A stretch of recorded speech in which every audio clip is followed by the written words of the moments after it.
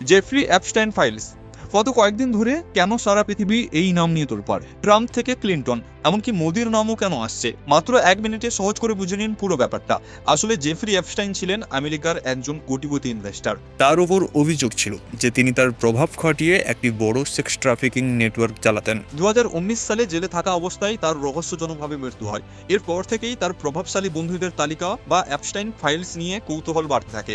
এই ফাইল মূলত বিভিন্ন আইনি নথি, সাক্ষ্য এবং ইমেল নিয়ে গঠিত, যা অ্যাপস্টাইনের বিরুদ্ধে চলা মামলার অংশ ছিল। আদালতের নির্দেশেই এই ফাইলগুলো জনসমক্ষে এসেছে। এখানে অনেক প্রভাবশালী ব্যক্তির নাম উল্লেখ করা হয়েছে, যারা বিভিন্ন সময়ে অ্যাপস্টাইনের সাথে মেলামেশা করেছেন। এই ফাইলগুলো প্রকাশের ফলে সমাজে অ্যাপস্টাইনের কার্যকলাপ এবং তার পরিচিত মহল নিয়ে নতুন করে আলোচনা শুরু হয়েছে। এর ফলে কিছু প্রভাবশালী ব্যক্তির সুনাম বা ইমেজের উপর প্রভাব পড়তে পারে। তবে এটা মনে রাখা জরুরি যে এই ফাইলগুলোতে নাম থাকা মানেই কিন্তু অপরাধী সাব্যস্ত হওয়া নয়। অনেকে হয়তো সামাজিক বা ব্যবসায়িক সূত্রে অ্যাপস্টাইনের পরিচিত ছিলেন, তাই এখন আইনি প্রক্রিয়ার মাধ্যমেই ঘটনার সত্যতা এবং জড়িতদের ভূমিকা পরিষ্কার হবে। এই নিয়ে আপনার কি মন্তব্য কমেন্টে করে জানাতে পারেন। আর হ্যাঁ, আরো বিস্তারিত ভাবে জানতে হলে ভিডিও ডিসক্রিপশন চেক করুন। দেখা হচ্ছে পরের ভিডিওতে।